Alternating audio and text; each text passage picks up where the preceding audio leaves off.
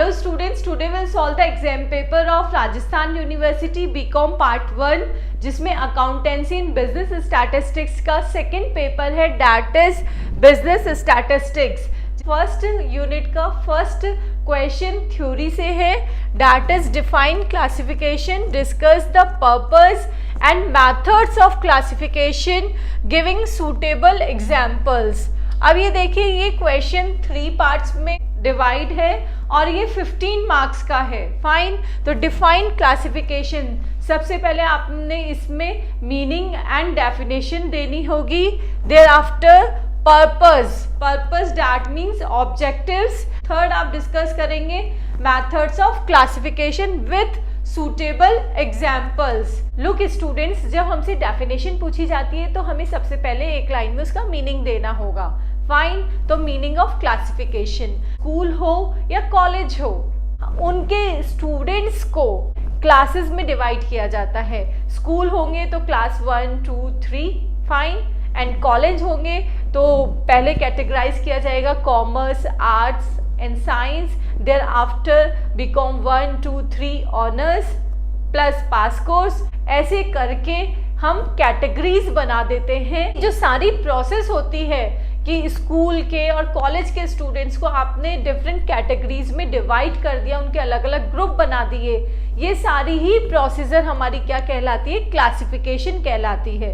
Fine, ऐसे ही statistics में जो हमारा गैदर्ड डाटा है, जो डेटा इन्वेस्टिगेटर ने कलेक्ट किया है, उसको रॉ फॉर्म में वो यूज नहीं कर सकता है, इंटरप्रिटेशन नहीं कर सकता है, तो वो क्या करता है? उस डेटा को ग्रुपिंग कर देता है, उसकी क्लासेस बना देता है, उसके ग्रुप्स बना देता है according to their homogeneous characteristic. उनकी सिमिलैरिटीज और डिससिमिलैरिटीज के अकॉर्डिंग उनके ग्रुप्स बना देता है। तो वो ग्रुप बनाने की प्रोसीजर क्लासिफिकेशन होती है। Fine, now the process of dividing, अभी हमने आपको ऊपर प्रोसेस के बारे में ही बताया। The process of dividing the collected data into a various classes or groups on the basis of their common characteristics is known as classification। यहाँ पर भी हम 3 ऑथर्स की डेफिनेशंस को डिस्कस कर रहे हैं।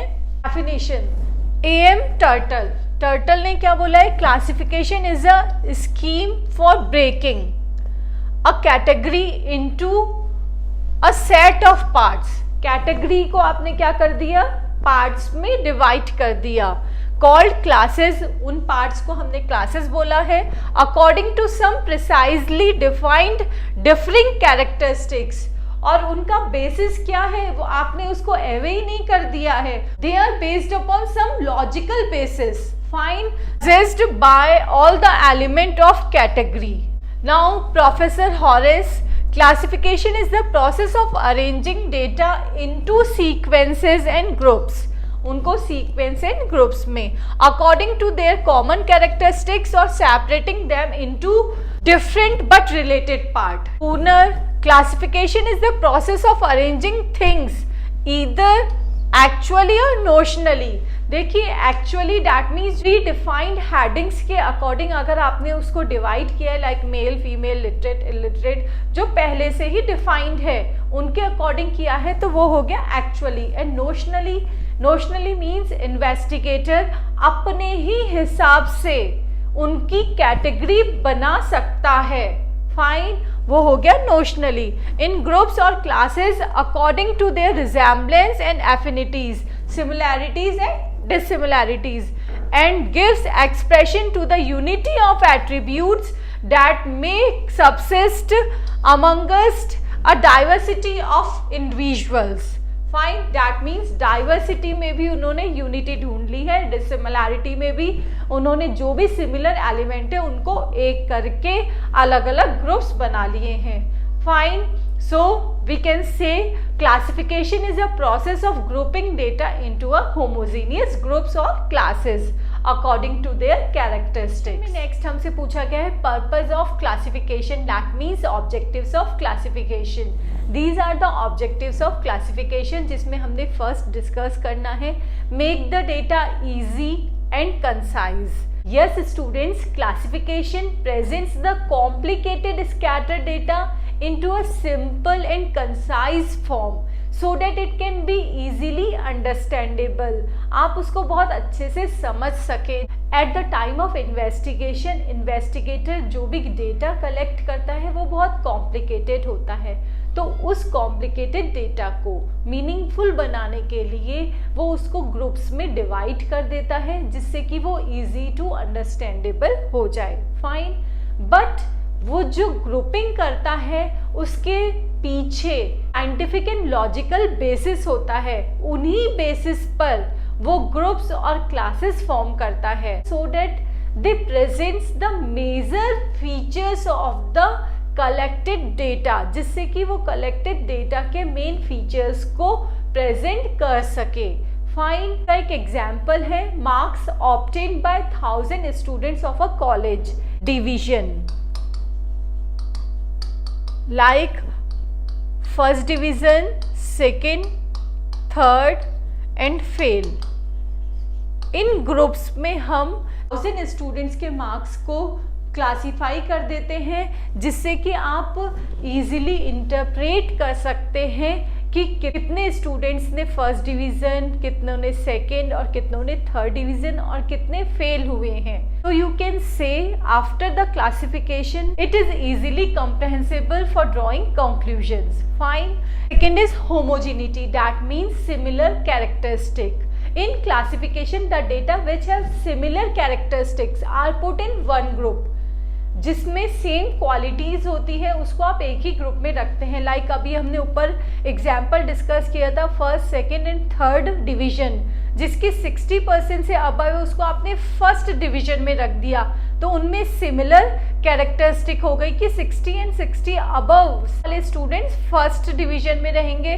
तो इस टाइप से आप जब ग्रुप्स फॉर्म कर देते हैं it helps in investigation. Third is facilitate in comparative study.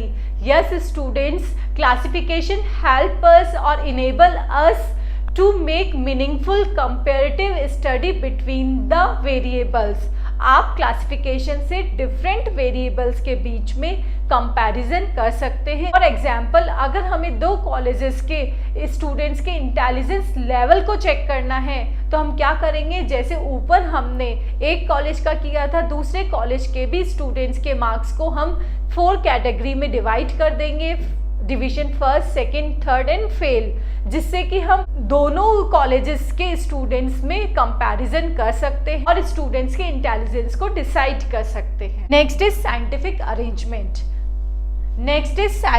Arrangement. In classification, facts are arranged in proper and systematic way on the logical basis. Look students, हम स्टार्टिंग से बात कर रहे हैं कि जो भी फैक्ट्स हम अरेंज करते हैं, जो भी क्लासेस हम बनाते हैं, वो किसी ना किसी लॉजिक पर बेस होती है, so that the data became more simple and easy to understand. For example, students of a college if classified according to faculty, तो उसमें ग्रुप्स बन जाएंगे commerce, arts and science. Next is provide base for tabulation. Data can be presented in tabular form after the classification. आप classification के बाद ही, जब आप उनके ग्रुप्स फॉर्म कर लेंगे उसके बाद ही आप उनको as a tabular form present कर सकते हैं. और tabulation is the basis of analysis and comparison, whereas classification is the basis of tabulation. Tabulation depend होता है क्लासिफिकेशन पे और एनालिसिस और कंपैरिजन आप किसके बेसिस पे करते हैं, टैबुलेशन के बेसिस पे. तो अगर पहले क्लासिफिकेशन होता है उसके बाद ही आप टैबुलेशन कर पाएंगे. Next is mutually related. Classified facts exposes the cause and effect relationship. इसका एग्जाम्पल है students who are regularly attending their class and submitting their assignments got higher marks and higher percentage. तो क्या हुआ, अगर students ने regular class, assignments, test series इनको attend किया तो वो रेगुलर स्टूडेंट्स ही क्या करेंगे, हायर पोजीशन ऑप्ट करेंगे. तो ये हो गई आपकी cause and effect relationship. We can say classification has an important role in statistics because interpretation and analysis cannot be done by unarranged, unorganised, complex data. Question में हमसे पूछा गया methods of classification. There are 4 types of classification. First is geographical classification, second is chronological classification, third is qualitative classification, fourth is quantitative classification. Fine. Data are classified on the basis of place, that is geographical classification. Data are classified on the basis of time, that is chronological classification. Descriptive data are classified on the basis of presence and absence of any attribute, और ये attribute single भी हो सकता है और more than one भी हो सकता है। जब वन एट्रीब्यूट की बात होती है there is single qualitative classification, और मोर देन वन की बात होती है तो manifold qualitative classification. And descriptive data that are measured directly, जिसको आप डायरेक्टली मेजर कर सकते हैं, लाइक मिल्क हुआ, हाइट हुई, वेट हुआ, तो वो क्या हो गया है quantitative classification. Now the examples.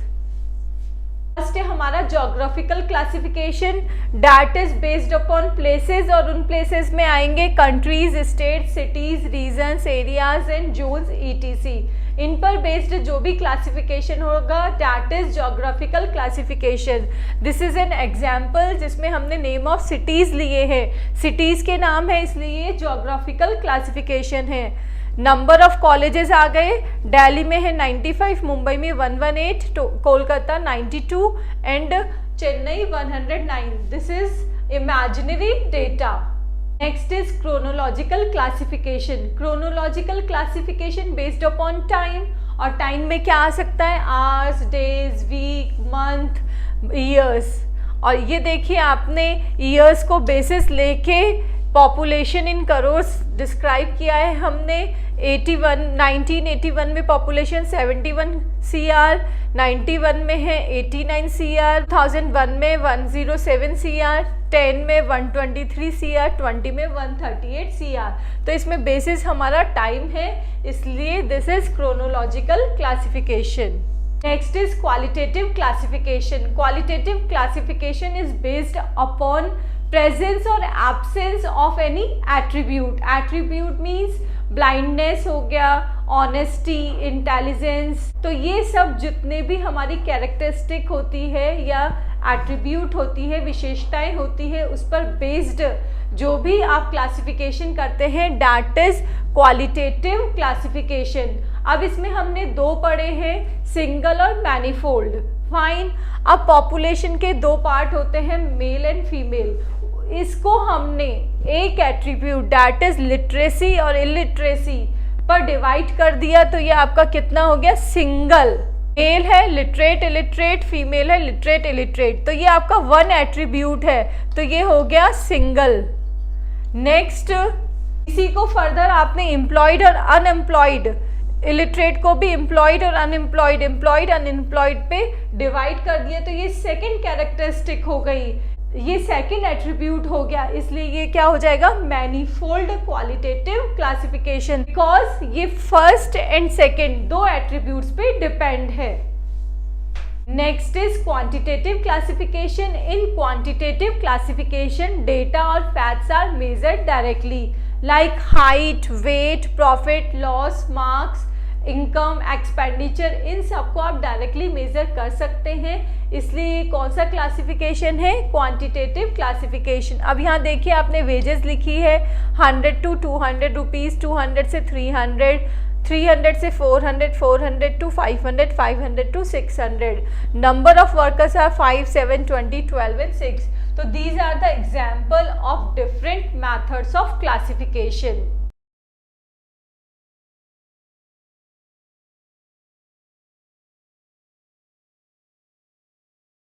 Utility or advantage of graph. Yes student, graphic presentation is more popular than diagrammatic representation because it is more accurate. आप जो ग्राफ और डायग्राम दोनों में एक्यूरेट कौन सा होता है ग्राफ। प्रोफेसर ब्लेयर ने इसके सपोर्ट में बोला है the simple to understand, easy to make, the most variable and the most widely used chart is line graph. So you can conclude that table और डायग्राम से मोर प्रेफरेबल क्या होता है, ग्राफ्स होता है। इसकी ऑथेंसिटी होती है, डॉक्टर्स भी इसको यूज करते हैं। Fine, graphic presentation is a functional form of art as well as modern painting और आर्किटेक्चर डिजाइन। यस स्टूडेंट्स, जो हमारा ग्राफ है वो भी मॉडर्न पेंटिंग या आर्किटेक्चर डिजाइन के जैसे ही होता है। इसके सपोर्ट में देखिए मैरी एनोव ने क्या बोला है, the painter studies his subject to determine what colours and style and designs will be best express his ideas. The same kind of imagination is exercised by the graphic artist and analyst.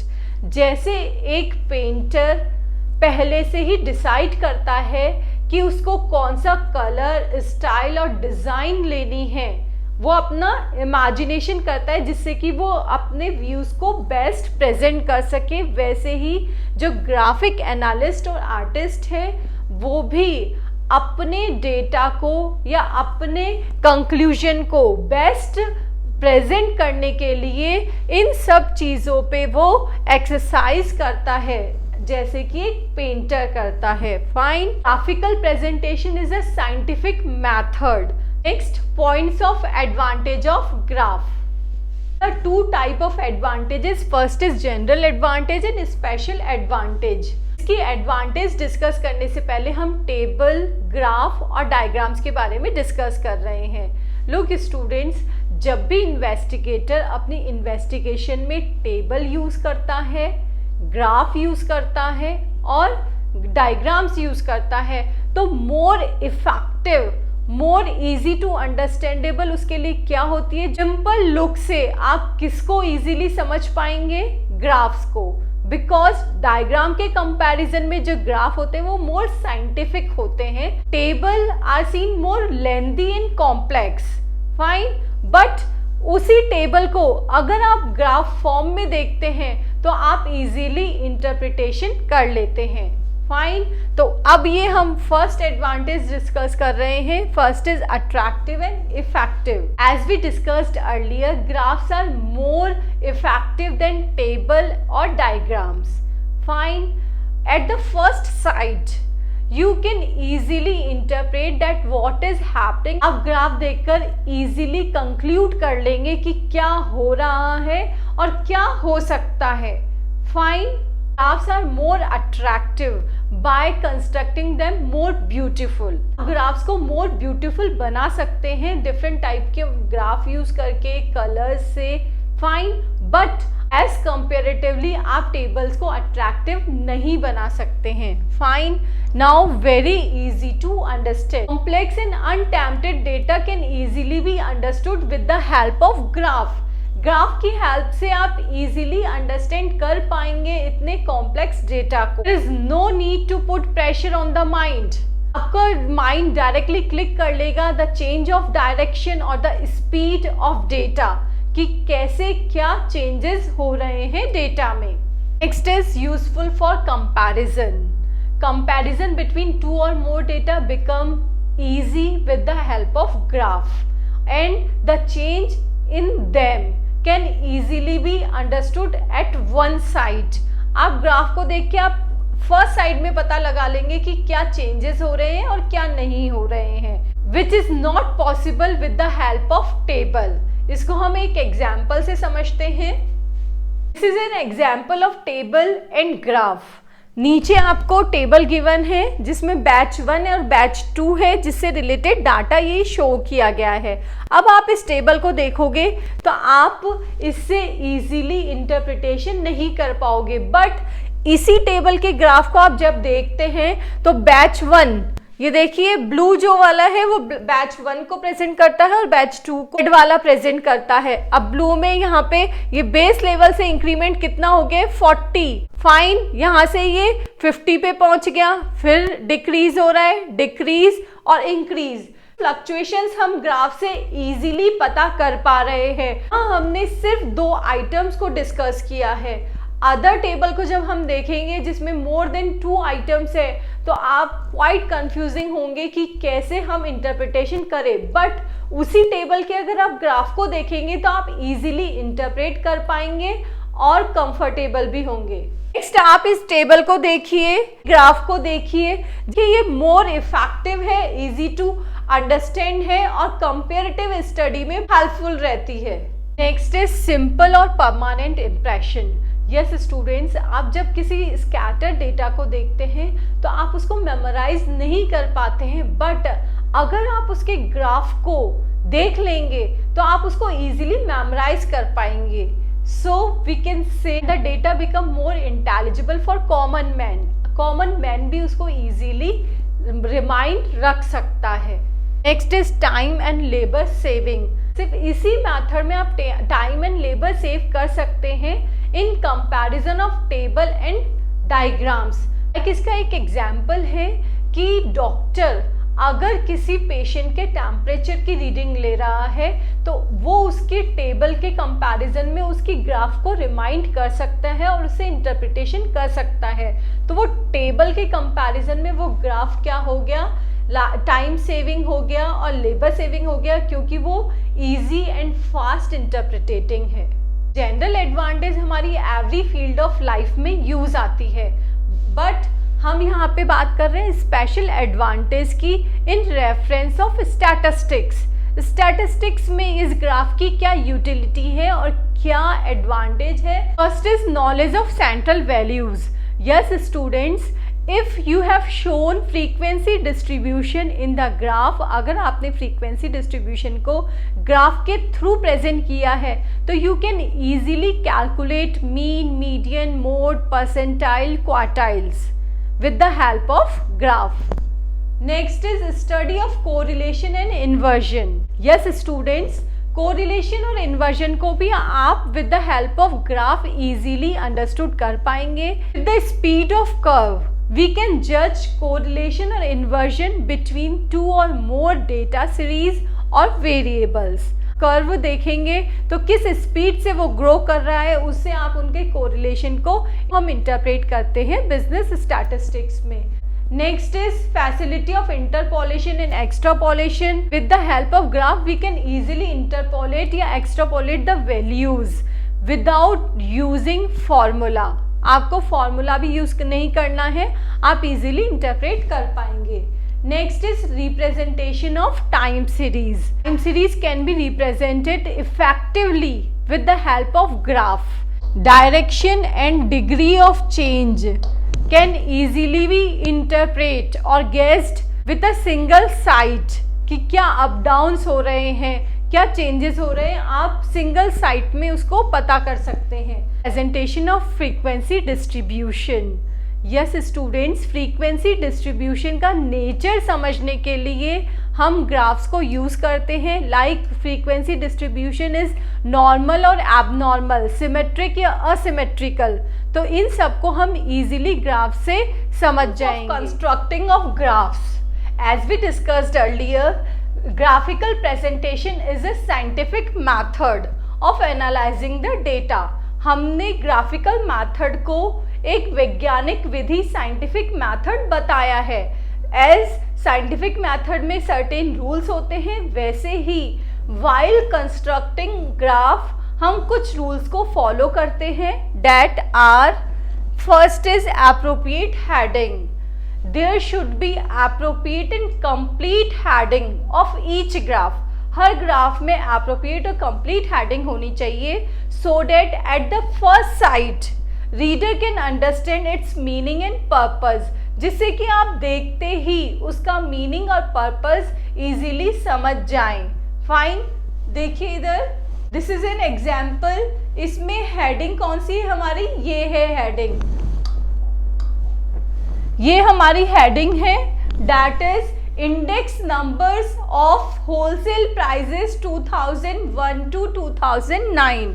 अब आपको इसी heading से पता लग रहा है कि इसमें 2001 से 2009 तक के index number of wholesale price बताए गए हैं। इधर आ गए आपके ईयर्स, ये रहे आपके index numbers of wholesale prices. तो इस लाइन से, इस हेडिंग से हमें इसका पूरा पर्पस और मीनिंग पता लग रहा है। Second is depiction plan. Depiction means आप क्या दर्शाते हैं। तो हम जो भी डिपिक्ट करते हैं वो दो एक्सिस पे करते हैं। फर्स्ट होता है हमारा horizontal axis, that is x axis, and vertical axis जो होगा वो होगा वाई एक्सिस। इस एक्स एक्सिस पर हम शो करते हैं इंडिपेंडेंट वेरिएबल्स और वाई एक्सिस पर शो करते हैं डिपेंडेंट वेरिएबल्स। तो depiction plan should be clear कि कहाँ आपको इंडिपेंडेंट वेरिएबल यूज करना है और कहाँ डिपेंडेंट वेरिएबल यूज करना है। मिडिल में आपके जीरो शो नहीं होता है। Next is choice of appropriate scale. There is no hard and fast rule of selecting the scale. Fine, like अगर हम 4 स्टूडेंट्स को एक डेटा देते हैं, अपने अकॉर्डिंग अलग अलग स्केल यूज करके वो ग्राफ बना सकते हैं। So we can say there is no hard and fast rule, but हमें ध्यान रखना चाहिए nature of figures and the size of graph paper, उसी के अकॉर्डिंग आप अपने स्केल को डिसाइड करें। फाइन, देयर आफ्टर आपको ये भी देखना होगा कि जो आपका ग्राफ है वो सेंटर में आए, जिससे कि आपका ग्राफ मोर ब्यूटीफुल लगे।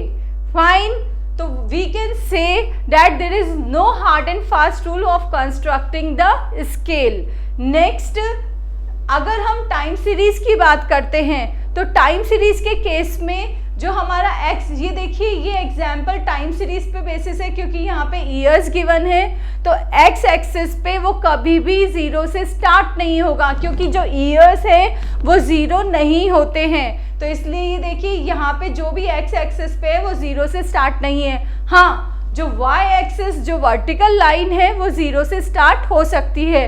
तो इस टाइप से आपको स्केल लेते टाइम पे कुछ चीजों को ध्यान रखना है। Next is false base line. इस ग्राफ में फॉल्स बेस लाइन है हमारी ये। Look students, if the dependent variables are in big size, then x-axis starts from 0. जब इनका साइज बहुत बड़ा होता है तो x एक्सिस 0 से स्टार्ट होता है। It is not possible to mark all the values from 0। आप जो वेरिएबल से 0 से स्टार्ट हो रहे हैं उनको सबको मार्क करना पॉसिबल नहीं होता है। सो आप 0 से अबव एक लाइन ड्रॉ करते हैं, वो जिगजैग लाइन है। इस जिगजैग लाइन को आप वर्टिकल लाइन जो y एक्सिस है उससे x एक्सिस तक की फुल लेंथ में ड्रॉ करते हैं। ये देखिए ये पूरी x एक्सिस तक की फुल लेंथ में ड्रॉ हुई है, ये यहाँ से यहाँ तक, so that it can be clear कि we have taken the false basis instead of original basis. हमने इस फॉल्स बेसिस को इस ग्राफ में यूज किया है इंस्टेड ऑफ ओरिजिनल बेसिस। तो जब हमारे ये फिगर्स बहुत बड़े होते हैं तो हम इस ओरिजिनल बेस लाइन को यूज नहीं करते हैं, हम इस फॉल्स बेस लाइन को यूज करके ग्राफ्स बनाते हैं। Next is details of the scale. Detailed description of the scale taken in the vertical and horizontal lines और x and y axis should be shown in the corner of the graph paper। आपने जो भी detailed descriptions लिए हैं scale के वो हमें इधर ग्राफ पेपर के कॉर्नर में शो करने चाहिए। अब इसमें स्केल क्या होगा, इधर स्केल होगा y एक्सिस पे, y एक्सिस पे होगा हमारा 1 centimetre equals to 50 index numbers और x एक्सिस पे होगा 1 सेंटीमीटर इक्वल्स टू 1 ईयर लिया है आपने यहाँ पे, तो 1 ईयर। तो ये हो गया आपका डिटेल्ड स्केल जो कि आपको ग्राफ पेपर में मेंशन करना होगा।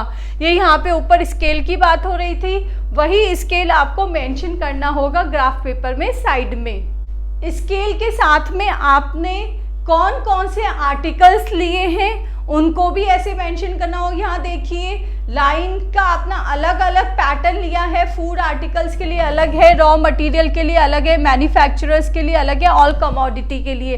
तो आपने जो जो क्राइटेरिया डिसाइड कर रखा है उसको आपको स्पेसिफाई करना होगा ग्राफ पर। Next is presentation of different units. ऊपर हमने दो यूनिट्स या दो वेरिएबल्स की बात की थी, first is dependent, second is independent. Independent variables को हम एक्स एक्सिस में शो करते हैं और डिपेंडेंट वेरिएबल को वाई एक्सिस में। If the data of more than one unit are shown on the graph paper, then data are presented on the second y-axis line which is drawn in front of first y-axis line. Look students, अगर आपको एक unit से ज़्यादा units का data graph paper पे show करना है, जैसे यहाँ पे होलसेल प्राइस इंडेक्स है और अगर आपको रिटेल प्राइस इंडेक्स भी शो करना है, तो हम क्या करेंगे, उस डेटा को दूसरी वाई एक्सिस लाइन पे शो करेंगे। हमारी फर्स्ट वाई एक्सिस लाइन है जो शो कर रही है होलसेल प्राइस इंडेक्स को। फाइन, यहाँ हम दूसरी वाई एक्सिस लाइन ड्रॉ कर रहे हैं। देखिए इधर, वो इधर ऐसे ड्रॉ हो जाएगी इसके जस्ट सामने। फाइन, और यहाँ हम शो कर देंगे रिटेल प्राइस इंडेक्स। ये हो गया आपका presentation of more than one unit. But आपको स्केल जो इन दोनों का डिसाइड करना है वो इस टाइप से डिसाइड करना है कि जो एवरेजेस आपके हो वो सेम लाइन पर हो। लाइक इसका हम कर रहे हैं तो ये ऐसे जाए सेम लाइन पे, और इसका करें तो वो भी हमारा क्या हो, सेम लाइन पर हो। ये देखिए, next is use of ratio scale. ऊपर हमने स्केल्स की बात की है, वो आप नेचुरल स्केल जो नॉर्मल डेटा को लेके ले रहे हैं। यहाँ पे बात आ रही है रेशियोज और लॉगरिदम। इनको भी यूज करके हम ग्राफ बनाते हैं। देखिए इसका एग्जाम्पल, नॉर्मल डेटा को हम लॉग्स में चेंज कर लेते हैं और उसको हम ग्राफ पर शो करते हैं। लुक स्टूडेंट्स, जो लॉग वैल्यूज है उसको शो करने के लिए हमारा ग्राफ पेपर भी अलग होता है, जिसको हम सेमी लॉग ग्राफ पेपर बोलते हैं। लॉग ग्राफ पेपर पर ये लॉग वैल्यूज को शो करते हैं। Next is representation or depiction of different lines. Students, if you want to depict or show different lines on a graph, जैसे कि इस ग्राफ में शो हुई है different lines, they are depicted in a different colors or broken or some different way। हम उन lines को, जो अलग अलग लाइंस हैं, उनको या तो डिफरेंट कलर से शो करेंगे या कुछ टूटी हुई या कुछ डिफरेंट वे से, जैसे कि इसमें शो की गई है। यहाँ पे 4 आर्टिकल शो हैं जिनका पैटर्न अलग अलग है। फाइन, ऐसे ही हम भी डिफरेंट लाइंस को अलग अलग पैटर्न से शो करेंगे। और ये इंडेक्स है, this index should be shown or the top corner of the graph or some side of a graph. आप उसको कहीं पे भी प्रेजेंट करेंगे, बट आपको ये इंडेक्स शो करना पड़ेगा कि कौन सी लाइन कौन से आर्टिकल से रिलेटेड है। यहाँ पे जो हमारी ये लाइन है वो है फूड आर्टिकल से, ये है रॉ मटेरियल से, ये है मैन्युफैक्चरर से और ये है ऑल कमोडिटीज से। इस इंडेक्स से आपको सारी लाइन, सारी कमोडिटीज का आइडिया हो जाता है कि कौन सी लाइन, कौन सा कर्व किस आर्टिकल से रिलेटेड है। Next is circumferences. Yes student, circumferences means outline. हमें ग्राफ को ऑथेंटिक और ब्यूटीफुल और अपीलिंग बनाने के लिए इसमें X axis and Y axis पे सर्कमफ्रेंसेस ड्रॉ करनी है। फाइन, यही हमारी सर्कमफ्रेंस है। ये जो लाइन है, this is a circumference of a graph. Circumference is bright and a thick line of color or a pencil round to horizontal and vertical that the curve may be more attractive and beautiful। First में हमारा कोई practical question नहीं है। Unit second में हमारा practical question है, that is calculate the value of mean, mode and median from the following data, जिसमें आपको 2 इंफॉर्मेशन गिवन है, that is income between 100 to 200, 100 to 300, 100 to 400, 100 to 500, 100 to 600.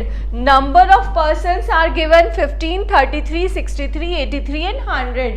तो अब इन दो इंफॉर्मेशन से हम फाइंड आउट करेंगे मीन, मोड एंड मीडियन। सबसे पहले हम क्लासेस फॉर्म करेंगे। तो क्लासेस क्या लेनी है यहाँ पे हमें, दैट इज 100 to 200, 100 के इंटरवल से ले रहे हैं। ये आएगी 200 to 300, 300 to 400, 400 to 500, 500 to 600। Fine, ये क्लासेस बन गई हैं। नाउ अब फ्रीक्वेंसीज क्या आएगी इसमें, देखिए 100 to 200 की फ्रीक्वेंसी आपको डायरेक्ट गिवन है 15, तो इसमें यही आ जाएगी 15। फाइन, नाउ 200 से 300 की फ्रीक्वेंसी हमें फाइंड आउट करनी है। यहाँ हमें गिवन है 100 से, ये है आपका 100 और ये है 300, इसके बीच की फ्रीक्वेंसी है आपकी 33। फाइन, नाउ 100 से 200 की, या ये 100 इधर है 200, इन दोनों के बीच की फ्रीक्वेंसी है 15। नाउ अब हमें फाइंड आउट करनी है 200 से 300 के बीच की। तो 200 से 300 के बीच की फ्रीक्वेंसी के लिए हम क्या करेंगे, 33 माइनस 15। फाइन, तो इधर आ गया आपका 18, तो इस ग्रुप की फ्रीक्वेंसी हो जाएगी आपकी 18। ऐसे ही हम सारी फ्रीक्वेंसीज को ग्रुप वाइज फाइंड आउट करेंगे। 300 से 400 के बीच की फ्रीक्वेंसी के लिए हमें क्या करना होगा, 63 माइनस 33। 100 से 400 के बीच की फ्रीक्वेंसी है आपकी 63। फाइन, और 300 तक की फ्रीक्वेंसी है आपकी 33। अब इन दोनों 300 से 400 तक के बीच की फ्रीक्वेंसी के लिए आप क्या करेंगे, 63 माइनस 33 दैट इज 30 इसकी फ्रीक्वेंसी आ गई। नेक्स्ट इसके लिए 83 माइनस 63, 20 इसकी फ्रीक्वेंसी है। नेक्स्ट 500 से 600 के बीच के लिए 100 माइनस 83, तो ये हो गया आपका 17। फाइन, तो ये आपकी रिस्पेक्टिव फ्रीक्वेंसी भी है और ये जो गिवन है वो आपकी क्यूमुलेटिव फ्रीक्वेंसी है। Now we will solve the question. Calculation of mean, median and mode income. ये देखिए हमने क्लासेस लिख दी है जो हमने ऊपर डिस्कस की थी। आपको पता है मीन फाइंड आउट करने के लिए आपको मिड वैल्यूज फाइंड आउट करनी होगी इसकी। तो मिड वैल्यूज के लिए क्या है, L1 plus L2 divided by 2, 100 plus 200 that is 300 divided by 2 that is 150। Likewise हमने ये सारी फ्रीक्वेंसीज को फाइंड आउट किया है। Now number of persons, number of persons में हमने जो फ्रीक्वेंसी फाइंड आउट की थी ग्रुप वाइज, 100 से 200 की फ्रीक्वेंसी थी 15, 200 से 300 की फाइंड आउट की थी 18, 300 टू 400 की थी 30, 400 टू 520, 500 टू 617, ये नंबर ऑफ पर्सन्स है। फाइन, और CF जो आपको क्वेश्चन में गिवन थी। नाउ मीन फाइंड आउट करने के लिए आपको D-X फाइंड आउट करना होगा। तो D-X फाइंड आउट करने के लिए हमें सबसे पहले अज्यूम मीन मानना होगा। अज्यूम मीन हमने यहाँ पे लिया है centralise value that is 350। Now we will find out D-X। D-X का क्या फॉर्मूला होता है, x minus A divided by I. Fine, अब x क्या है, ये मिड वैल्यूज है। a हमने अज्यूम कर लिया है 350, assume mean. i is the interval, यहाँ पे हमने इंटरवल क्या लिया है, 100 का गैप लिया है दैट इज अ इंटरवल। तो फर्स्ट हम फाइंड आउट कर रहे हैं 150 minus 350 divided by 100 that is -2 ऐसे ही 250 minus 350 divided by 100 that is -1। और इसी तरह हम सारे x में से, इस x में से a को माइनस करके डिवाइडेड बाय 100 कर देंगे तो ये वैल्यूज आ जाएगी हमारी। नेक्स्ट कॉलम में है F D dash x. F D dash x मतलब डी डैश एक्स को आपने मल्टीप्लाई कर दिया है इससे, 15 मल्टीप्लाई बाय -2 दैट इज -30। इसको भी इससे मल्टीप्लाई कर दीजिए तो ये वैल्यूज आ रही हैं आपकी। फाइन, नाउ फ्रीक्वेंसीज का टोटल कर लेंगे हम 100। एफ डी डैश एक्स का टोटल है हमारा 6। Now we will solve the question by substituting all the values in the formula. Mean find out करने का हमारा अज्यूम मीन का फॉर्मूला है that is X bar equals to A plus sigma F D dash X divided by N multiply by I. तो A हमने assume किया था 350 तो that is 350। Sigma F D dash X आया था हमारा 6 और आई था interval, N that is total number of person, वो है हमारे 100। इन सबको फॉर्मूले में सब्सटीट्यूट कर दिया, सॉल्व किया, वैल्यू आ रही है आपकी 356 that is your mean. Now the calculation of median. Median find out करने के लिए हमारा फॉर्मूला है small m equals to size of n/2 item. n/2, n is total number of item, वो हमारे 100 थे, डिवाइडेड बाय 2 कर दिया तो 50th आइटम आ गया। अब 50th आइटम को आपको क्यूमुलेटिव फ्रीक्वेंसी में देखना है। आप ऊपर टेबल में जाकर चेक कीजिए CF में कि जो 50 आइटम है वो हमारे कौन से ग्रुप से बिलोंग कर रहा है, 300 to 400 वाले ग्रुप से बिलोंग कर रहा है। तो हमारा मीडियन ग्रुप है that is 300 to 400। Now median find out करने का फॉर्मूला क्या है, L1 plus I upon F multiply by small m minus c। C is cumulative frequency. अब L1 मीडियन ग्रुप की जो लोअर लिमिट है that is your L1। I is the interval of median group, इसका interval कितना है 100। Now the frequency, जो median group की frequency है वो चेक करनी है, उसकी फ्रीक्वेंसी कितनी है 30 और m small m equals to 50 जो आपने ये अभी फाइंड आउट किया है। c is cumulative frequency of the class preceding to median group. Median group के पहले कौन सा ग्रुप है, 200 से 300 वाला ग्रुप है, उसकी CF आप देखेंगे ऊपर टेबल में जाकर तो वो क्या आ रही है 33, तो वो है हमारा C। फाइन, अब इन सब वैल्यूज को हमें सब्सटीट्यूट कर देना है फॉर्मूले में और मीडियन फाइंड आउट कर लेना है। 300 plus 100 divided by 30 multiply by 50 minus 33। इसको सॉल्व करेंगे, वैल्यू आ रही है आपकी 356.67 that is our median. Now the calculation of mode. Mode के लिए भी आपको मॉडल ग्रुप फाइंड आउट करना होगा। मॉडल ग्रुप कौन सा होगा, जिस ग्रुप की फ्रीक्वेंसी सबसे ज्यादा है वही आपका मॉडल ग्रुप है। आप ऊपर टेबल में देखेंगे कि 30 हमारी हाईएस्ट फ्रीक्वेंसी है जो बिलोंग करती है 300 to 400 क्लास से। तो मॉडल ग्रुप हमारा क्या हुआ 300 to 400, क्यों, क्योंकि इसमें सबसे हाईएस्ट फ्रीक्वेंसी है। फाइन, तो मॉडल ग्रुप आपने फाइंड आउट कर लिया है। नेक्स्ट जेड फाइंड आउट, जो मोड है उसका फॉर्मूला क्या होगा, L1 plus delta 1 multiply by I divided by delta 1 plus delta 2। Fine, ये रहा हमारा फॉर्मूला। अब ये डेल्टा 1 और डेल्टा 2 क्या है, delta 1 is F1 minus F0 और delta 2 is F1 minus F2। I is the interval of model group। Model group के जो इंटरवल है that is your I। Fine, L1 इस मॉडल ग्रुप की जो है lower limit. Now F0, F1 और F2 क्या है। फाइन, मॉडल ग्रुप है हमारा क्या है 300 से 400। ये मॉडल ग्रुप की जो फ्रीक्वेंसी है 30 है, वो है हमारी F1।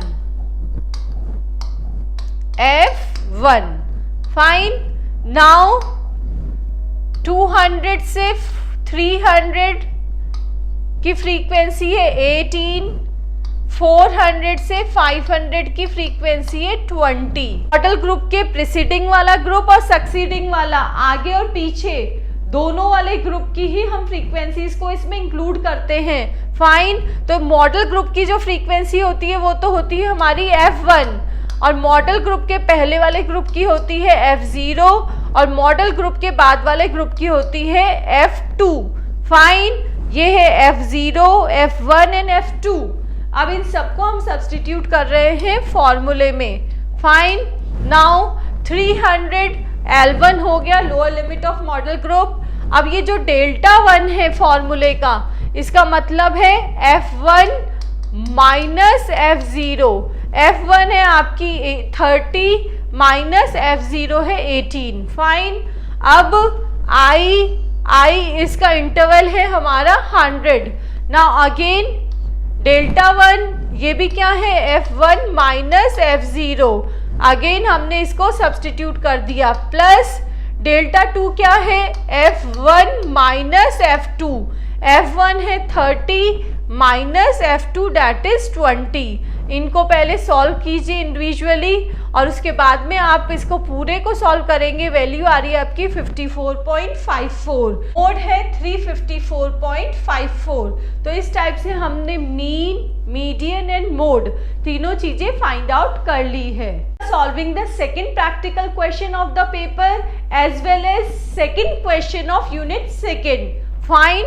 Question number 4 is the population of a city increased from 20 lakhs in 2010 to 25 lakhs in 2020. Find the rate of growth and what will be the population of the city in 2030 if the increases on the same rate.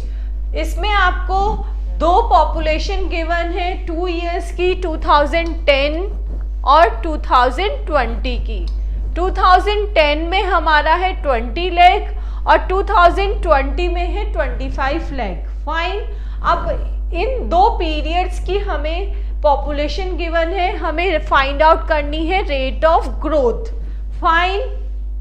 और उस rate of growth से हमें 2030 की population find out करनी है। तो ये question 2 parts में डिवाइड हो गया। First of all we will find out the rate, thereafter population. 20 lakh initial population, 2010 की जो हमारी पॉपुलेशन है वो हमारी इनिशियल पॉपुलेशन है, that is P0 20 lakh. PN है हमारी 25 lakh. Fine. Now N number of years that is 10 years. जो ये पॉपुलेशन गिवन है हमें किसकी गिवन है, 10 सालों की गिवन है। तो इस टाइप से जब आपको 2 ईयर्स की पॉपुलेशन गिवन होती है और आपको rate of increase find out करना होता है, rate of growth find out करना है, तो हमें फॉर्मूला क्या अप्लाई करना होता है, ये। Fine. R equals to N under root PN divided by P0 minus 1। Fine.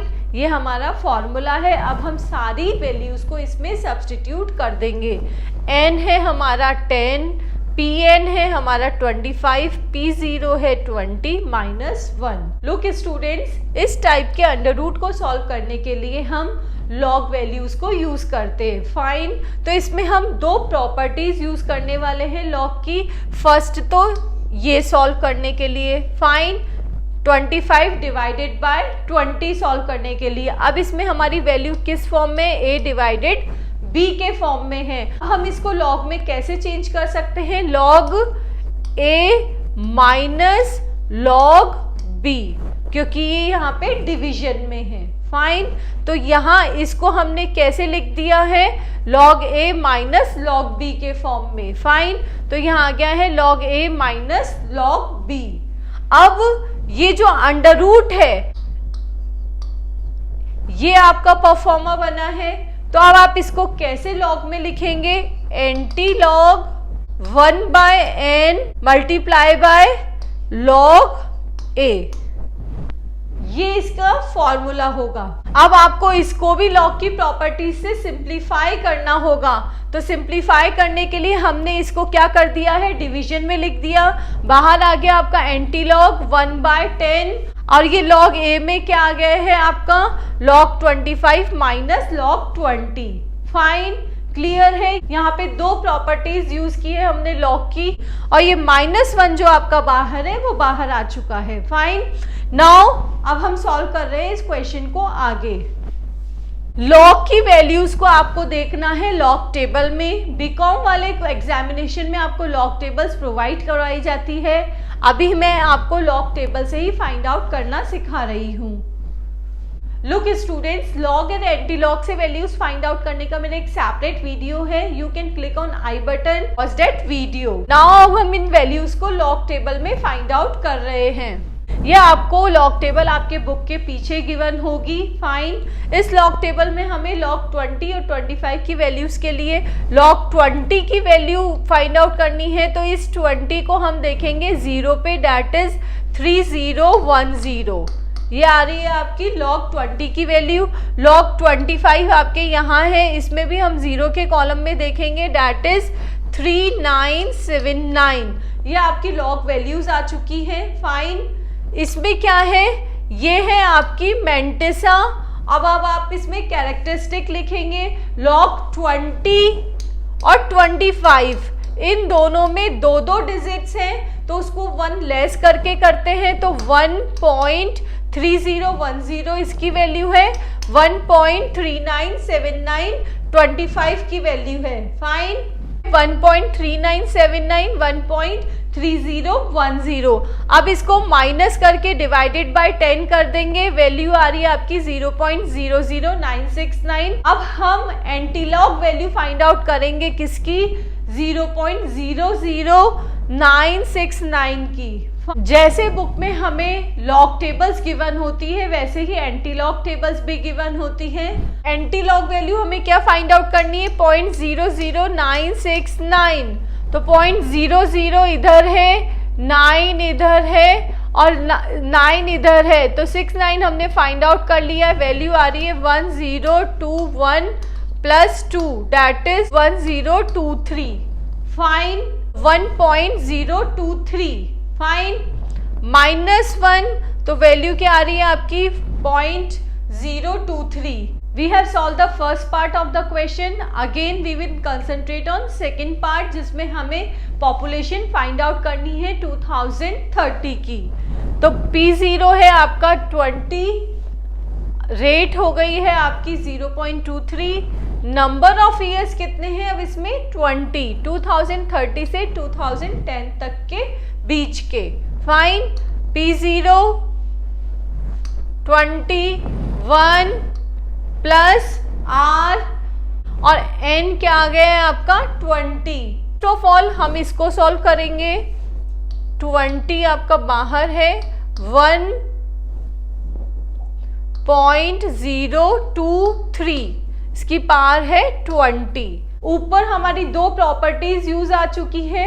Again ये हमारी थर्ड प्रॉपर्टी यूज आ रही है लॉग की, दैट इज a की पावर n, जिसमें हम इसको कैसे लिखेंगे, anti log n multiply by log a, ये इसकी प्रॉपर्टी होगी। तो अब ये इसके मल्टीप्लिकेशन में आ जाएगा।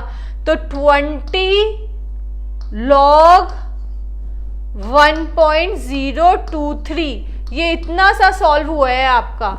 अब अगेन इसको सॉल्व करने के लिए हमें fourth property of log use करनी होगी, that is a multiply by b। तो a क्या है आपका ये और b है आपका ये, तो इसमें क्या होगा, anti log log a plus log b, ये इसकी प्रॉपर्टी होगी। तो लॉग a क्या है आपका ये, तो आपने यहाँ लिख दिया है, एंटी लॉग बाहर है, लॉग a है लॉग 20, फिर आ गया प्लस प्लस, और लॉग b में आपका क्या वैल्यू है, वो ये है, तो इसमें आपने प्लस में लिख दी है 20 लॉग 1.023। फाइन, अब आप log 20 की वैल्यू फाइंड आउट करेंगे जैसे हमने ऊपर की थी, और log 1.023 की वैल्यू फाइंड आउट करेंगे। फाइन, वैल्यूज क्या आएंगी आपकी 1.3010 और इसकी वैल्यू आ रही है आपकी 0.0099। फाइन, इसको आप 20 से मल्टीप्लाई कर देंगे, वैल्यू आ रही है 0.1980, इधर 1.3010। इन दोनों को आप ऐड कर देंगे, वैल्यू आ रही है आपकी 1.4990। एंटीलॉग में अगेन आप एंटीलॉग टेबल यूज करेंगे, 0.49 का 9। फाइन, जिसमें आपकी वैल्यू क्या आ रही है 155। ये आपकी टेबल वैल्यू है जो कि आपने एंटीलॉग टेबल से ली है। अब आपको लगाना है पॉइंट, इस कैरेक्टरिस्टिक में 1 प्लस हो जाएगा और 2 के बाद में पॉइंट आ जाएगा, तो 31.55। मेरी लॉग और एंटीलॉग वैल्यूज देखने का एक वीडियो है, you can click on I button, जिससे आप अच्छे से इन लॉग और एंटीलॉग वैल्यूज को फाइंड आउट करना सीख लेंगे। So the population of 2030 will be 31.55 lakh.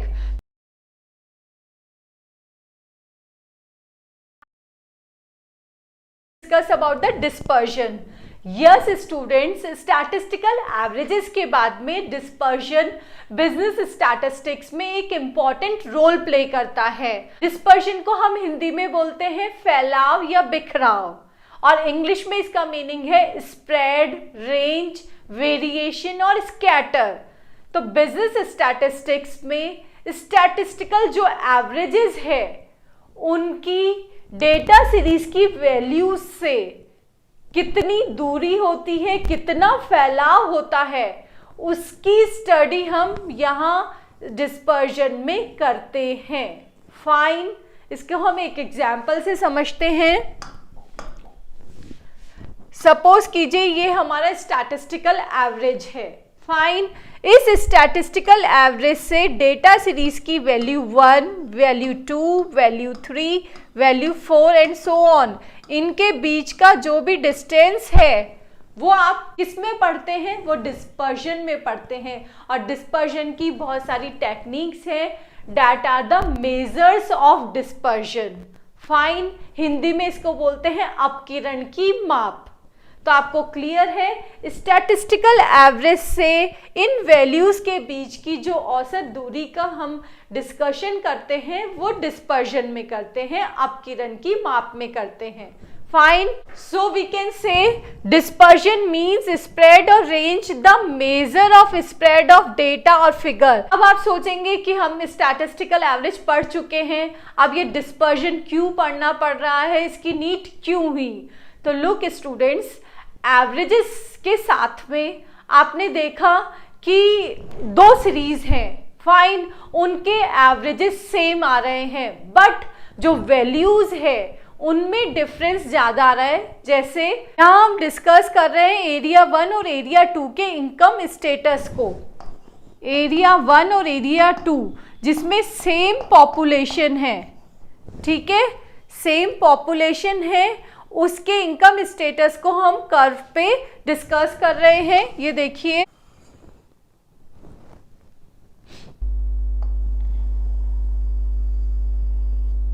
ये एरिया 1 का इनकम स्टेटस है, ठीक है।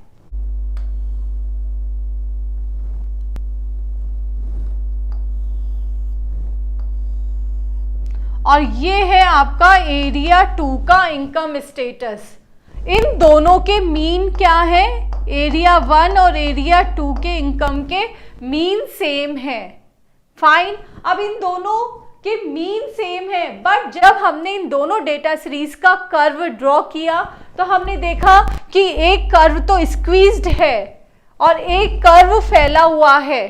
तो ये डिफरेंस क्यों आ रहा है जब इनका मीन सेम है, कि स्टडी के लिए डिस्पर्जन की नीड हुई। इसके पॉइंट्स क्या हो गए, फर्स्ट है मेजरमेंट ऑफ वेरिएबिलिटी, ये जो वेरिएशन है उसका मेजरमेंट करने के लिए, दूसरा इस वेरिएशन का नेचर और कॉज जानने के लिए, 2 और मोर डेटा सीरीज में कंपैरिजन के लिए, और नेक्स्ट पॉइंट है आपका कोरिलेशन, रिग्रेशन, SQC, इनकी सबकी स्टडी किस पे बेस्ड है? वेरिएशन पे बेस्ड है, तो इसलिए डिस्पर्जन की नीड हुई। Next is definition of dispersions.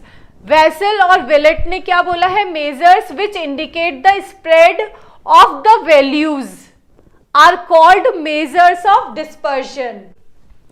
Doctor Bowley ने dispersion is the measure of the variation of the item. Connor ने dispersion is the measure of the extent to which the individual item vary. It is clear from the discussion that dispersion measures the variation between items and central value. Central values means statistical averages और data series के individual item के बीच में जो भी variation की study है वो हम dispersion में करते हैं। ऊपर हमने variation और dispersion की बात की थी। इस डिस्पर्जन को नापने के लिए हम कुछ मेथड्स को यूज करते हैं। फर्स्ट मेथड है हमारा न्यूमेरिकल मेथड, सेकंड मेथड है graphical method. Numerical method based है न्यूमेरिकल वैल्यूज पे और ये बेस्ड है ग्राफ पर। अब न्यूमेरिकल मेथड को हम टू पार्ट्स में डिवाइड करते हैं, मेथड ऑफ लिमिट्स जो कि रेंज पर है और मेथड ऑफ एवरेज डिविएशन। अब रेंज से रिलेटेड है तो इसमें हमारे क्या क्या आते हैं? रेंज, इंटर क्वार्टाइल रेंज और परसेंटाइल रेंज। और इधर ये एवरेज डिविएशन पे है तो इधर सारे डिविएशन आ जाते हैं। फर्स्ट आ गया quartile deviation, second mean deviation, third आ गया स्टैंडर्ड डिविएशन। फाइन। और नेक्स्ट है हमारा ग्राफिकल मेथड। इस मेथड में आता है हमारा Lorentz curve. Measures of dispersion के ये जो मेथड्स है, quartile deviation, mean deviation, standard deviation, Lorentz curve, इनसे रिलेटेड हर मेथड के वीडियो हम अपलोड कर चुके हैं। You can watch that video by clicking on I button और आप प्लेलिस्ट पे जाकर भी उन वीडियोस को देख सकते हैं। उन वीडियोस की स्पेशल बात ये है कि जो भी हमने एग्जाम्पल्स कवर किए हैं वो प्रीवियस ईयर एग्जाम्स में आए हुए हैं, तो आपके लिए उसका डबल बेनिफिट है। स्टैंडर्ड डिविएशन, इसको हिंदी में प्रमाप विचलन बोलते हैं और इसके अदर नेम्स क्या क्या है? Mean error, mean square error, root mean square deviation, इन सभी नामों से इसको जाना जाता है। स्टैंडर्ड डिविएशन को फेमस स्टैटिस्टिशियन कॉल पियर्सन ने 1893 में फर्स्ट यूज किया था for the calculation of deviations. Fine, इसलिए इन सब फॉर्मूलों को कॉल पियर्सन फॉर्मूले के नाम से भी जाना जाता है। हमने प्रीवियसली मेजर्स ऑफ डिस्पर्जन के डिफरेंट मेथड्स डिस्कस किए थे। उन सभी मेथड्स में स्टैंडर्ड डिविएशन, यस, प्रमाप विचलन मोस्ट पॉपुलर और यूजफुल मेजर ऑफ डिस्पर्जन है because it is most accurate and scientific as compared to other methods of measure of dispersion. How will we calculate it? Look students, इसके लिए हम 4 steps follow करेंगे। First, we will find the deviations of each item of the series from its average. हमने first आपको एक example से समझाया था। ये हमारा मीन है, एवरेज है, उससे हम वैल्यू 1, वैल्यू 2, वैल्यू 3 और वैल्यू 4, ये सीरीज में जितने भी आइटम्स हैं उनके बीच का डिस्टेंस या डेविएशन फाइंड आउट कर लेंगे। ये डी आ जाएगा। देयर आफ्टर हम उसका स्क्वायर करेंगे, that is our second step. और थर्ड स्टेप में हम इनका सम करेंगे। ये जो हमारे डी स्क्वायर्स आ गए यहाँ पे, इन सब का टोटल करेंगे। Sigma D square will be divided by the total number of items, तो divided by n है। और फाइनल स्टेप में ये जो हमारा मीन स्क्वायर आ गया है, इसको हम अंडर रूट फाइंड आउट करेंगे इसका, that is our standard deviation. तो इसी प्रोसीजर से हम स्टैंडर्ड डिविएशन फाइंड आउट करते हैं। तो इसके लिए रॉबर्ट एच वेसल ने क्या बोला है? The standard deviation is the square root. ये देखिए यहाँ स्क्वायर रूट लिया गया है of the average of the square deviation from the arithmetic mean of the distribution। ये जो हमारा अर्थमेटिक मीन से जो आपने average square deviation find out किए हैं उसका अंडर रूट ही स्टैंडर्ड डिविएशन है। Next is coefficient of standard deviation. Look students, यहाँ तक आपने स्टैंडर्ड डिविएशन फाइंड आउट किया। कोएफिशिएंट जो है इसका रिलेटिव मेजर है। जो एसडी होता है वो हमारा एब्सोल्यूट मेजर होता है। एब्सोल्यूट मेजर मीन्स ये वैल्यूज जिस यूनिट में होगी उसी यूनिट में हमारा एसडी का आंसर आएगा, स्टैंडर्ड डिविएशन का आंसर आएगा। इसको हम सिग्मा से डिनोट करते हैं। फाइन, सिग्मा इसका क्या है, सिंबल है। नेक्स्ट आप ये क्या है, एब्सोल्यूट मेजर है, और रिलेटिव मेजर क्या है आपका, coefficient of standard deviation. Relative major means आप टू और मोर सीरीज के बीच में कंपैरिजन करना चाहते हैं तो आप क्या लेंगे, कोएफिशिएंट ऑफ स्टैंडर्ड डिविएशन। अब इसमें क्या होता है, अगर आपकी यूनिट्स दो सीरीज, दो या दो से ज्यादा सीरीज की यूनिट्स भी अलग है तो आप उनका इजीली कंपैरिजन कर पाएंगे।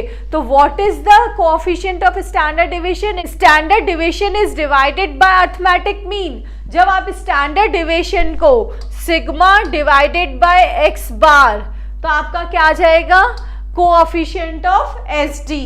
क्वेश्चन में हमसे इसका एग्जाम्पल पूछा गया है। पहले आप क्वेश्चन लिखेंगे, फिर टेबल बना के आप पूरा मेथड शो करेंगे, there after standard deviation and coefficient of standard deviation find out करके बताएंगे। ये आप एग्जाम्पल हमारे ऊपर आई बटन में क्लिक करके वीडियो को देखकर ले सकते हैं। Question number 6 is calculate Bowley's coefficient of skewness from the following data. First हमें इंफॉर्मेशन गिवन है कमीशन पेमेंट्स की, second is number of salesman. तो जो कमीशन पेमेंट है वो हमारा हो गया एक्स और नंबर ऑफ सेल्समैन से frequency. Fine, now we will solve the question.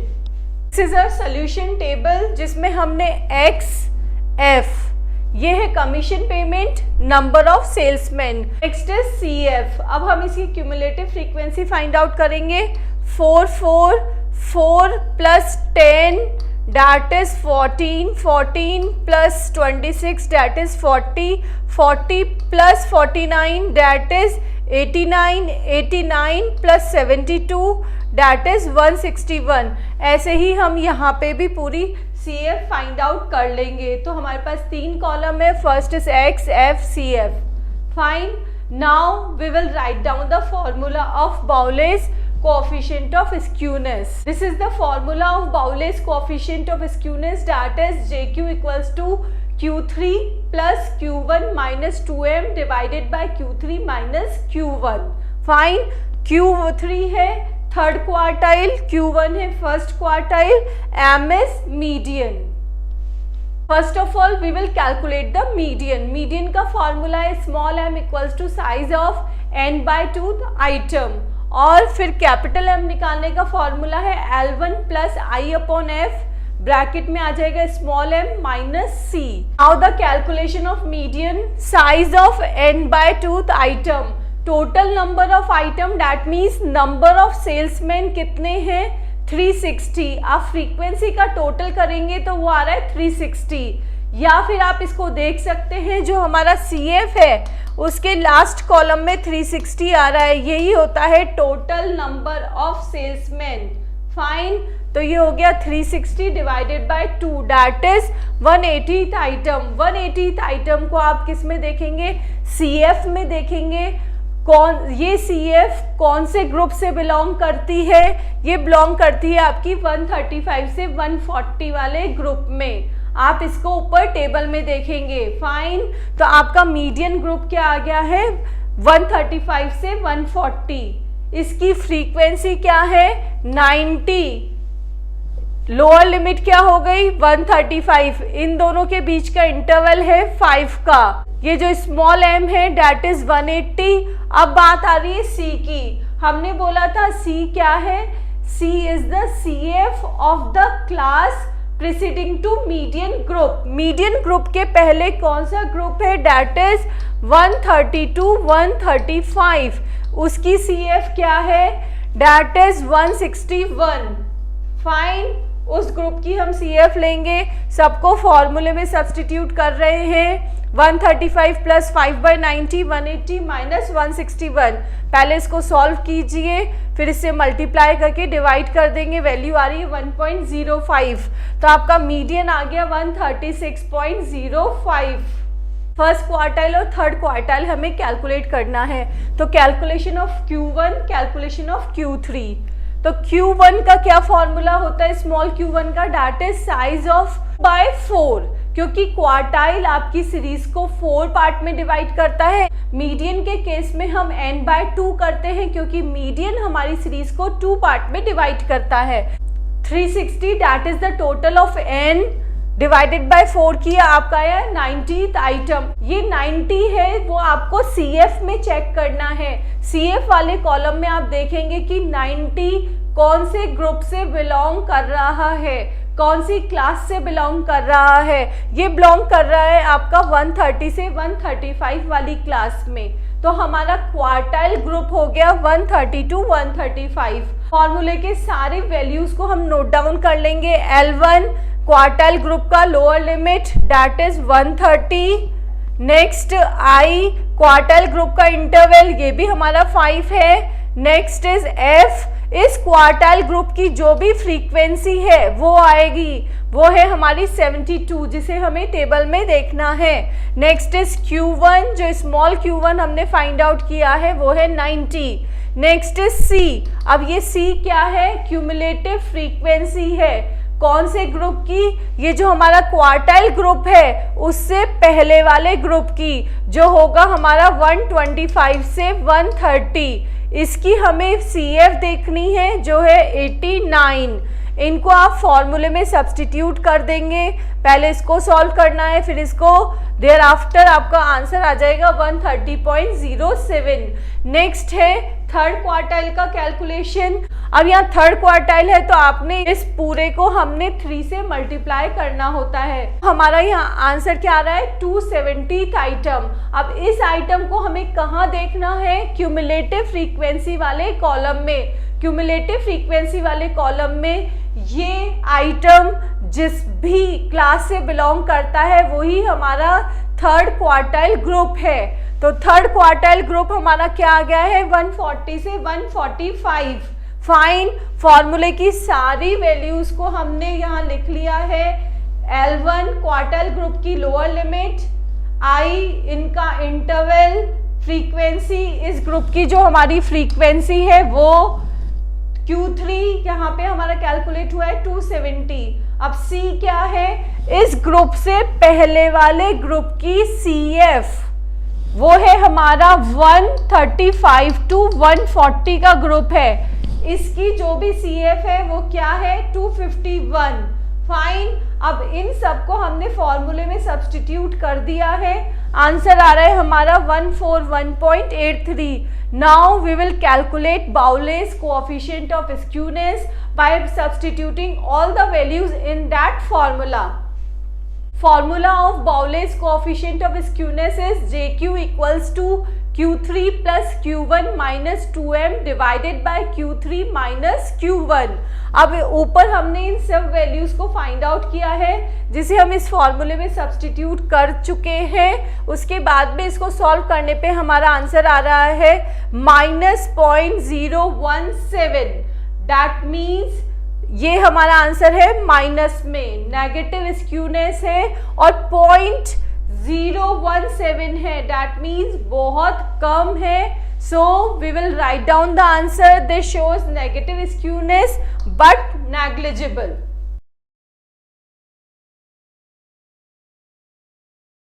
Hello students, आज के इस वीडियो में हम कोरिलेशन की स्टडी करेंगे। कोरिलेशन को हिंदी में सहसंबंध बोलते हैं। टॉपिक्स जो हम कवर करने वाले हैं, first is meaning of correlation, second definition of correlation, third significance या importance of correlation and finally degree of correlation. First is meaning of correlation. Look students, हमने बहुत सारे स्टैटिस्टिकल मेथड्स की स्टडी की है जिससे हमें यूनिवेरिएट डिस्ट्रीब्यूशन की नॉलेज हुई। यूनिवेरिएट डिस्ट्रीब्यूशन का मतलब दैट मीन्स इस डिस्ट्रीब्यूशन में हम सिर्फ एक ही वेरिएबल, सिंगल वेरिएबल की स्टडी करते हैं, सिंगल और वन वेरिएबल की स्टडी करते हैं, जो कि इम्प्रॉपर और इम्प्रैक्टिकल था। हम देखते हैं कि इन मैनी सिचुएशंस दो या दो से ज़्यादा इवेंट्स एक दूसरे को इफेक्ट करती है, एक दूसरे पे प्रभाव डालती है। स्टूडेंट्स, हमने इवेंट्स के डिपेंडेंस की बात की, तो कोरिलेशन में कॉज एंड इफेक्ट रिलेशनशिप की स्टडी की जाती है। इसमें दो वेरिएबल्स होते हैं, first is dependent variable, second is independent variable, जैसे wheat production and rainfall. Wheat production and rainfall, तो रेनफॉल हो गया आपका इंडिपेंडेंट वेरिएबल, ये हो गया आपका dependent variable.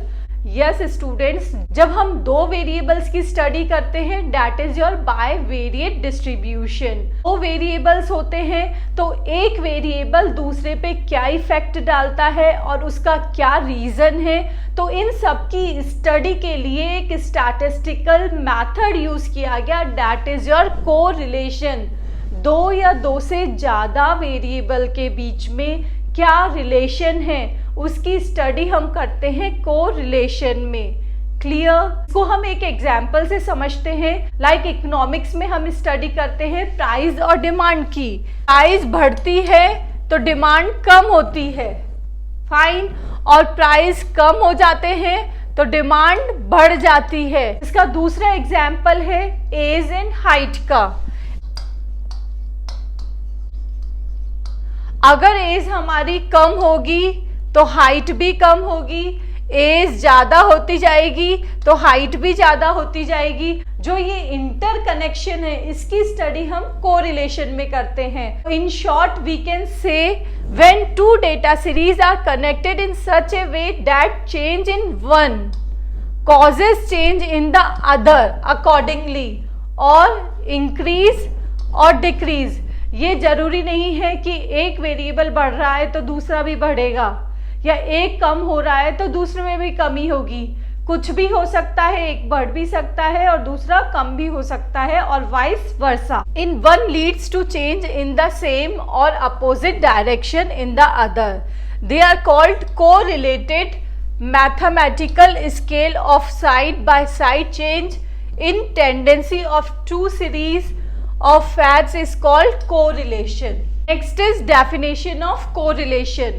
Different mathematicians and statisticians ने अपनी अपनी definitions दी है। यहाँ हम तीन definitions ले रहे हैं। First is Professor A.L. Bongington.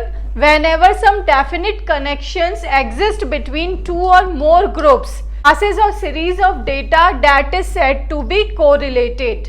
Professor W.I. King, correlation means that the between two series or group of data there exists causal connection.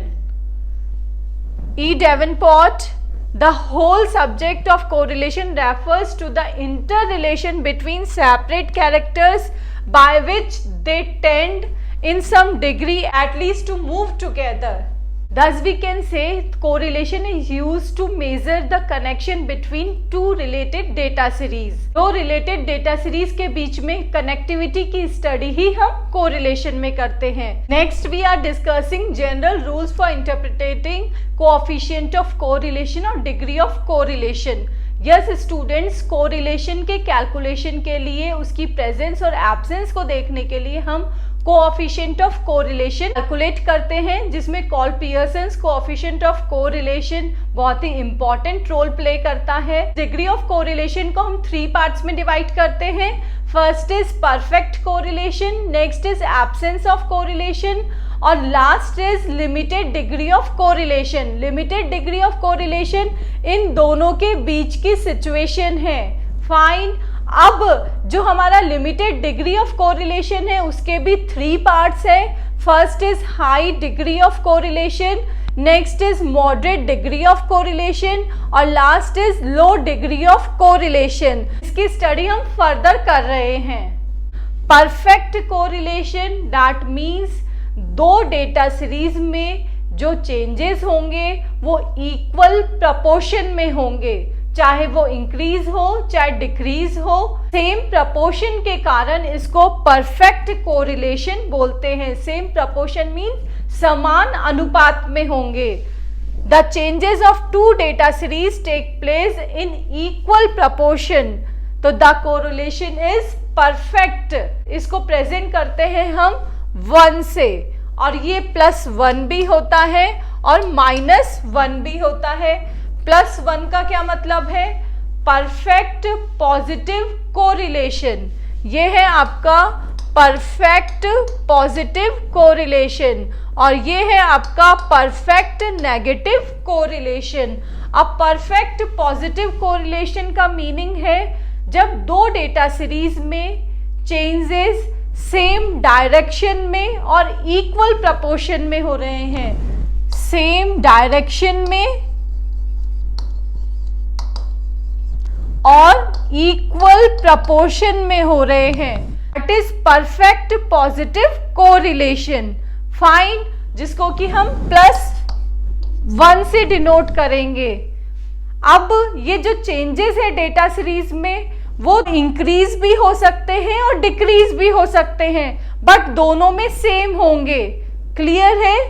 2 data series है, दोनों बढ़ भी सकती हैं और दोनों में कमी भी हो सकती है। दोनों चेंजेस परफेक्ट पॉजिटिव कोरिलेशन में आएंगे। Fine, now the perfect negative correlation. Perfect negative correlation में 2 डेटा सीरीज में चेंजेस अपोजिट डायरेक्शन में होंगे प्लस इक्वल प्रपोर्शन में होंगे। तो opposite direction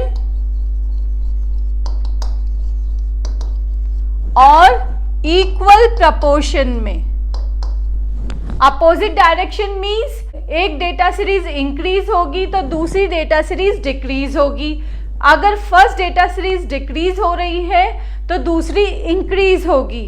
fine, that is your perfect negative correlation.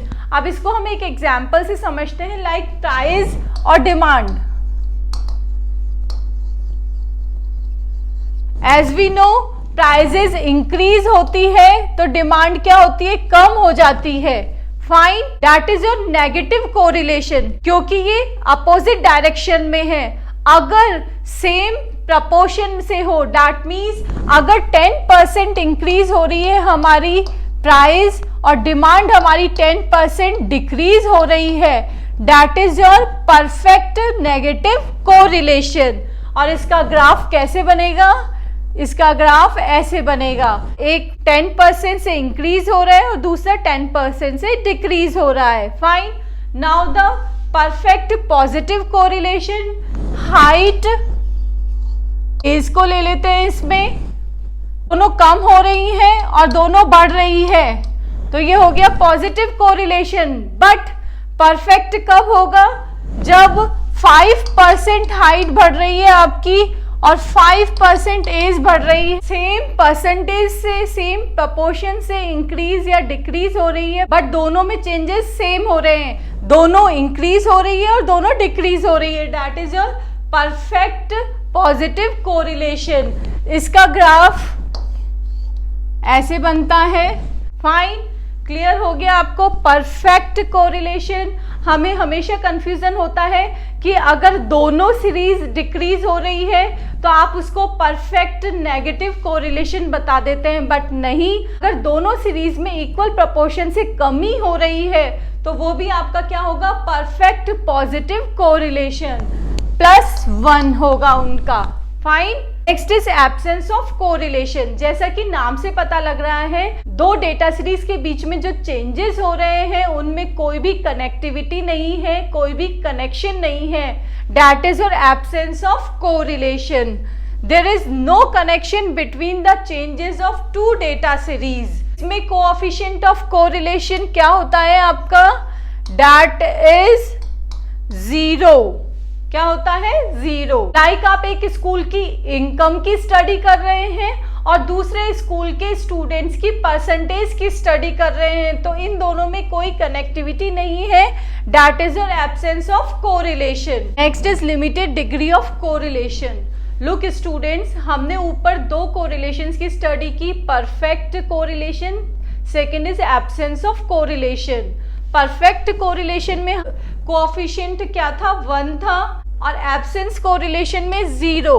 तो जब कोएफिशिएंट ऑफ कोरिलेशन 1 और 0 नहीं हो, इन दोनों के बीच में वो वेरी करता हो, उस कंडीशन में हमारा कोरिलेशन क्या होगा? Limited degree of correlation. इस लिमिटेड डिग्री ऑफ कोरिलेशन को हम 3 पार्ट्स में डिवाइड करते हैं। First is high degree, moderate degree, low degree. High degree में हमारा कोरिलेशन आता है 1 से 0.75 तक, प्लस और माइनस दोनों।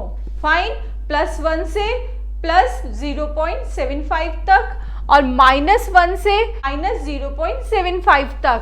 और मॉडरेट डिग्री में 0.75 से 0.25 के बीच में ये प्लस और माइनस दोनों कंडीशन में होगा। क्लियर? और लो डिग्री कोरिलेशन में हमारा 0 से 0.25 के बीच में होगा, ये भी प्लस और माइनस का होगा। क्लियर है? इनका डिस्क्रिप्शन देख लीजिए। Limited degree of correlation when there is neither absence of correlation nor perfect correlation between two data series, जो मिडिल पोजीशन है, बीच की मिडिल पोजीशन। हम क्वेश्चंस कैलकुलेट करते हैं तो हमेशा कोएफिशिएंट ऑफ कोरिलेशन 1 और 0 नहीं आता है, उनके बीच में ही हमारी लिमिट्स आती है, तो उन्हीं के अकॉर्डिंग हम हाई डिग्री, मॉडरेट डिग्री और लो डिग्री का स्पेसिफिकेशन देते हैं। High degree correlation, the degree of correlation between two data series is not perfect but in adequate quantity, more than 0.75 and less than 1. Moderate degree of correlation, the degree of correlation is not too high or too low, more than 0.25 or less than 0.75.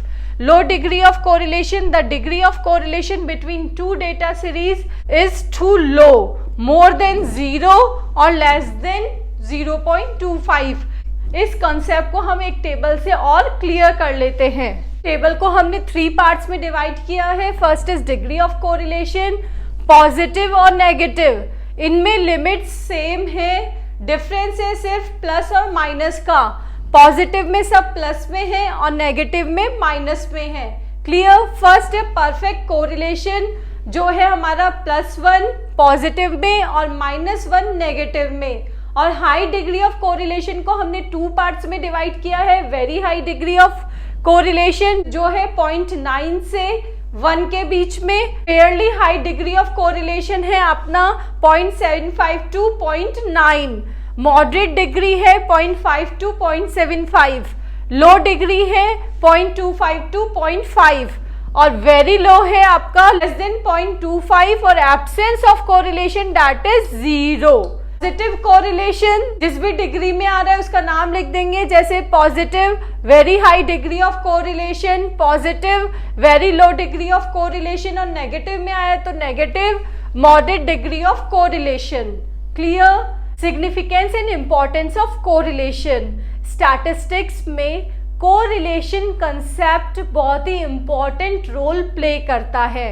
उसके लिए हम इसकी history में चलते हैं। सबसे पहले इसको यूज किया था फ्रेंच एस्ट्रोनॉमर ब्रावेस ने। उसके बाद में इसको यूज किया सर फ्रांसिस गैल्टन ने as a linear correlation.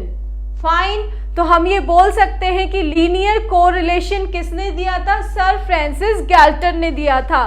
There after call Pearson ने 1896 में मैथमेटिकल फॉर्मूलेज दिए कोएफिशिएंट ऑफ कोरिलेशन के।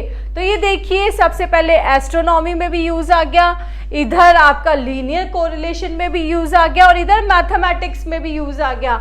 There after Galton and Karl Pearson ने बायोलॉजी और जेनेटिक जो रिसर्च की उसमें इस कोरिलेशन को यूज किया। नेक्स्ट यूज किया प्रोफेसर निस्वेगर ने जिन्होंने इस पर एक डेफिनेशन दी कि कोरिलेशन, रिग्रेशन और रेशियो ऑफ वेरिएशन के लिए यूज आता है इकोनॉमिक्स में। क्लियर। नेक्स्ट, टिपेट ने भी ये एम्फसाइज किया कि ये प्रैक्टिकल लाइफ में बहुत यूज आता है, इससे हम प्रिडिक्शन कर सकते हैं, इंटरपोलेशन, एक्सट्रापोलेशन कर सकते हैं। इस हिस्ट्री को पढ़कर आपने देखा कि correlation every part of life use आ रहा है, चाहे स्टैटिस्टिक्स हो, चाहे इकोनॉमी हो, चाहे एस्ट्रोनॉमी हो, चाहे बायोलॉजी हो, चाहे जेनेटिक हो, फाइन, चाहे प्रैक्टिकल लाइफ हो। Every field gives the results of secondary examination held on 2021. Calculate the coefficient of correlation between age and failure. आपको एज एंड फेलियर के बीच में coefficient of correlation find out करना है। As you know, correlation find out करने के लिए हमें 2 वेरिएबल्स चाहिए।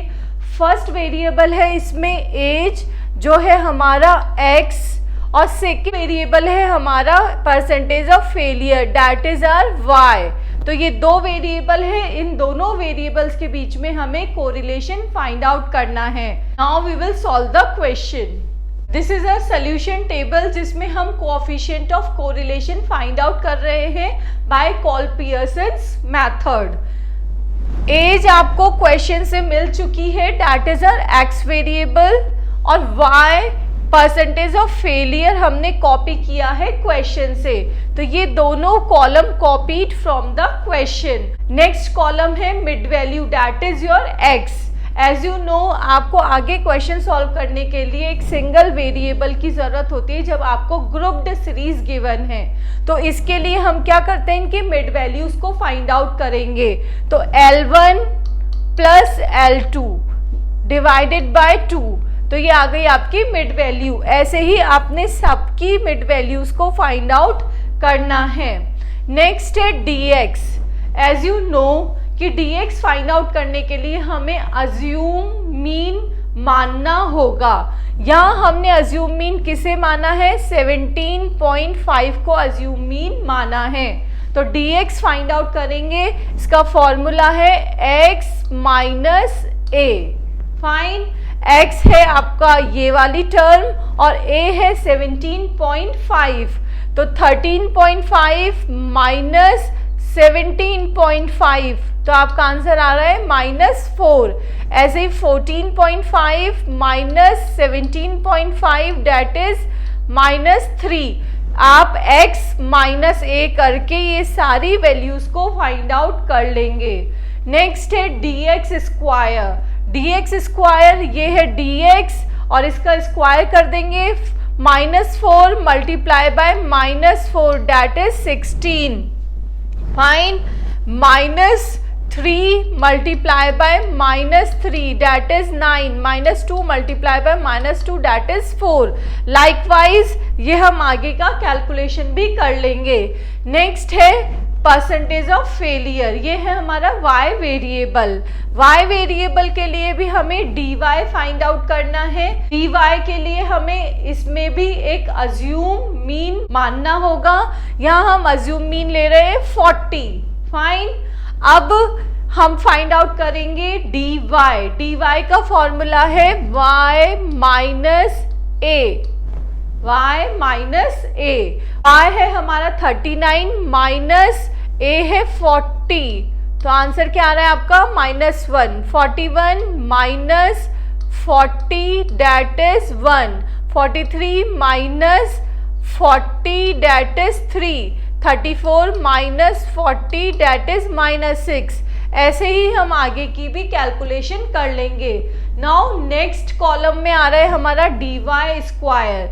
dy को dy से ही मल्टीप्लाई कर देंगे, -1 multiply by -1 that is 1। 1 multiply by 1, 3 multiply by 3 that is 9। Likewise आगे भी इनको मल्टीप्लाई करके हम ये कॉलम फाइंड आउट कर लेंगे। नेक्स्ट है dx एंड dy। जो आपको dx और dy ये दोनों गिवन है, इनको आपको मल्टीप्लाई करना है। पे dx है आपका -4 multiply by -1 that is 4, minus 3 multiply by 1 that is minus 3, minus 2 multiply by 3 that is minus 6, minus 1 multiply by minus 6 that is 6।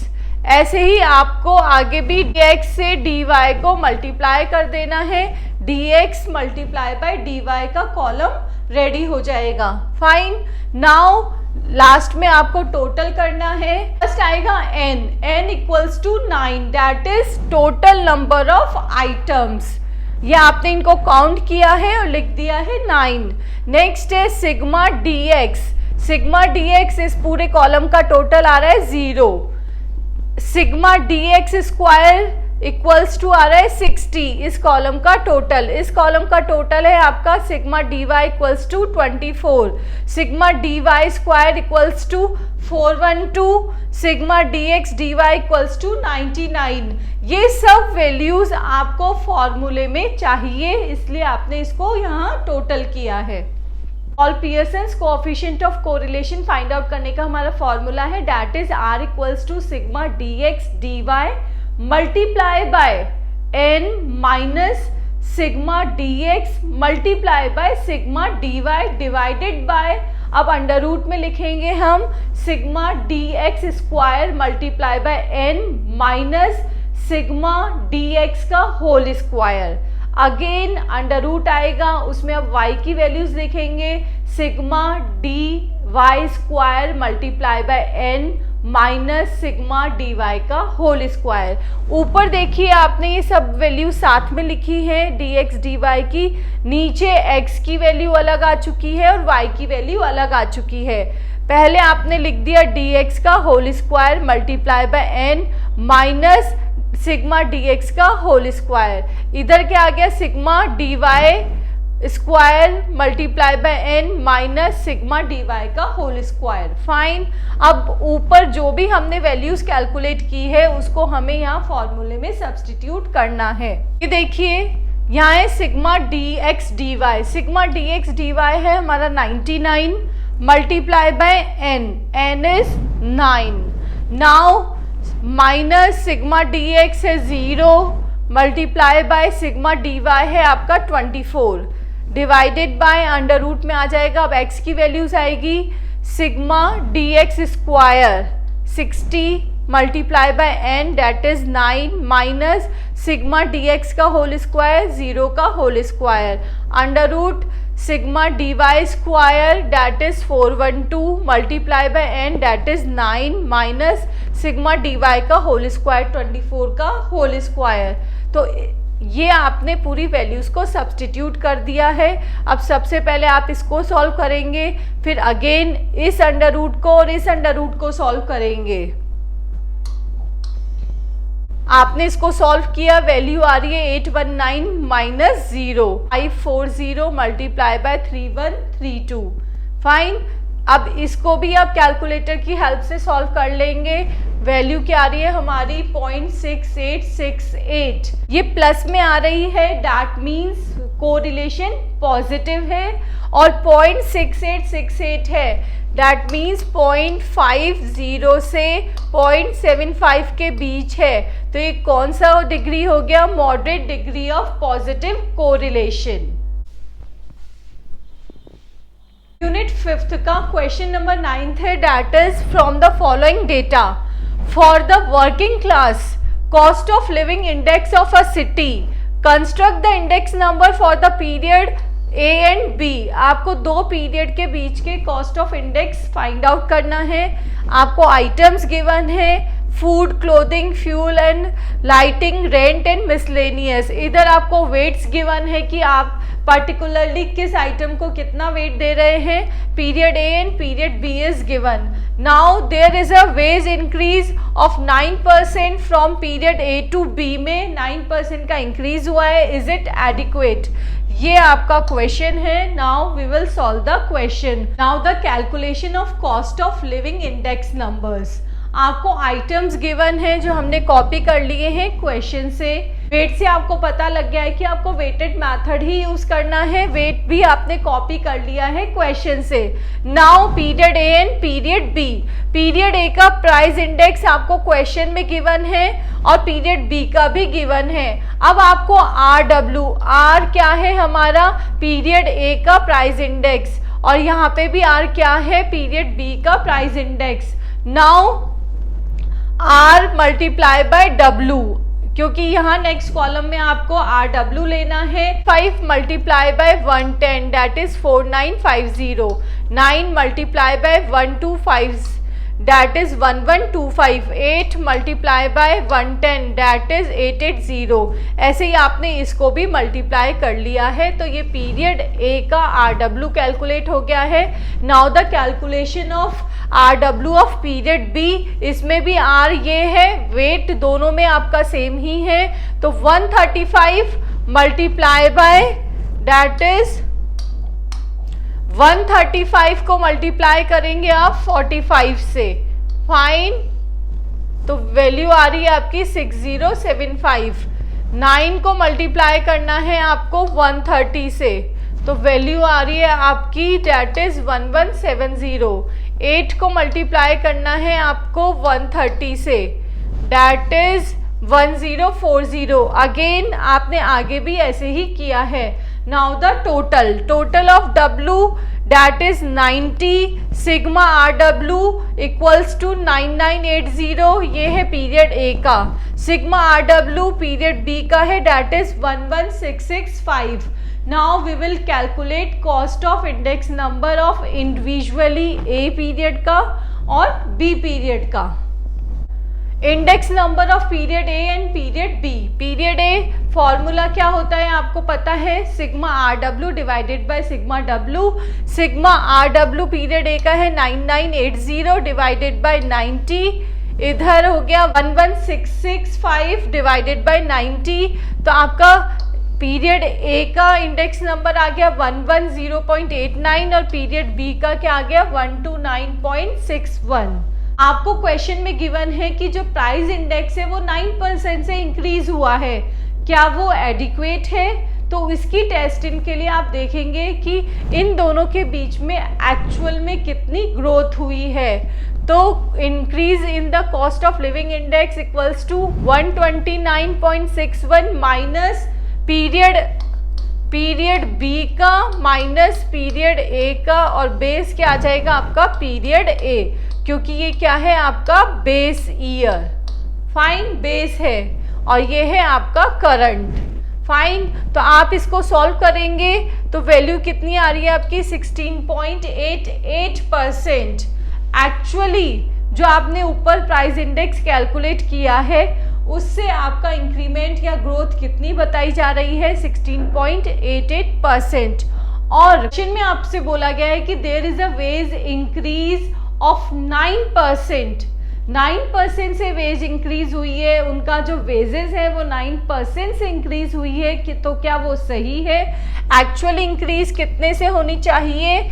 16.88% से होनी चाहिए, और हुई कितने परसेंट से है? 9% से इंक्रीज हुई है। सो वी कैन से कि rate of increase in wages is only 9%। It is inadequate, ये पर्याप्त नहीं है। Is interpolate the missing figure in the following table. आपको ये टेबल गिवन है जिसमें दो वेरिएबल गिवन है that is X and Y. X तो है हमारा इंडिपेंडेंट वेरिएबल और वाई है हमारा डिपेंडेंट वेरिएबल, फाइन।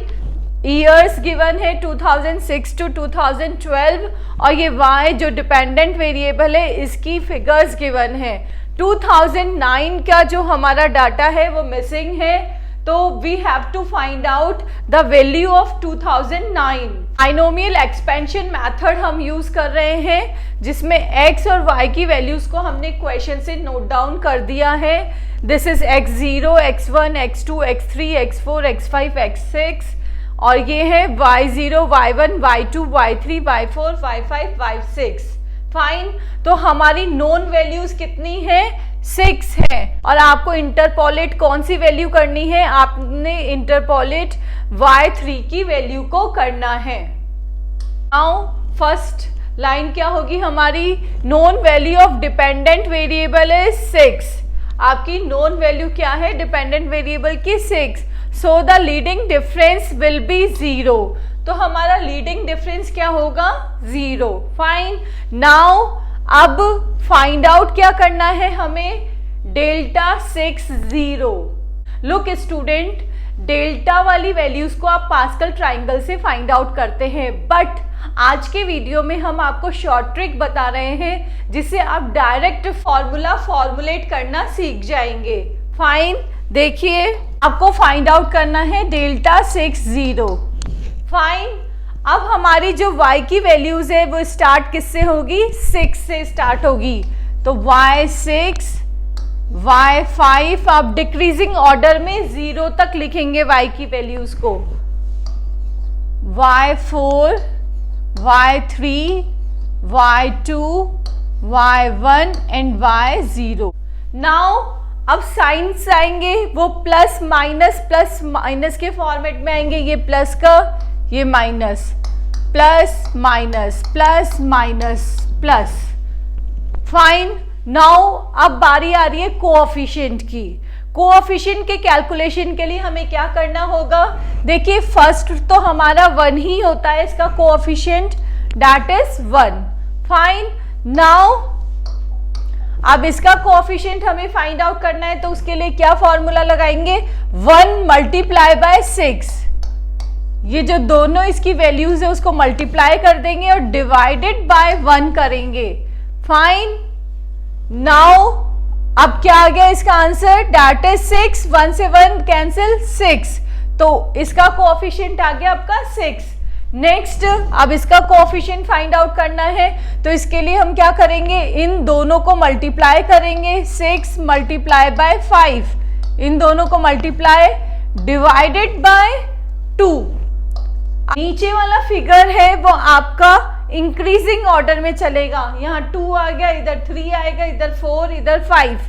फाइन, अब इसको सॉल्व करेंगे, वैल्यू आ रही है 15।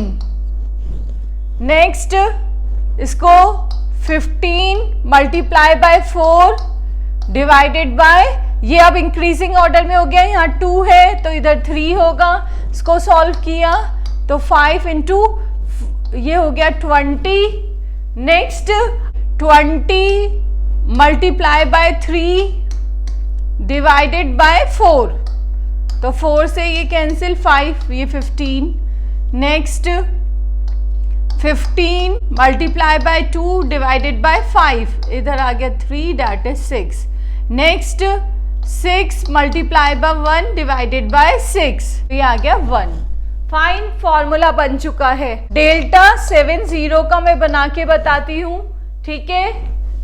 ये y7 से स्टार्ट होगा, y7 y6 y5 y4 y3 y2 y1 and y0। Fine, now science plus minus plus minus plus minus plus minus, ठीक है। अब ये आपने थोड़ा बड़ा फॉर्मेट किया है, अब आप इसको क्या करेंगे, आधे से ज्यादा फिगर तक इसको आप फाइंड आउट कर लेंगे। देखिए यहाँ पे पहले 1 है तो यहाँ पीछे भी 1 आएगा, यहाँ 6 है तो यहाँ पर भी 6 आएगा, यहाँ 15 है तो यहाँ 15 आएगा। आपको सिर्फ इस डिजिट तक ही फाइंड आउट करना है, उसके आगे आप अपने से इसको लिख सकते हैं शॉर्ट और शॉर्ट करने के लिए।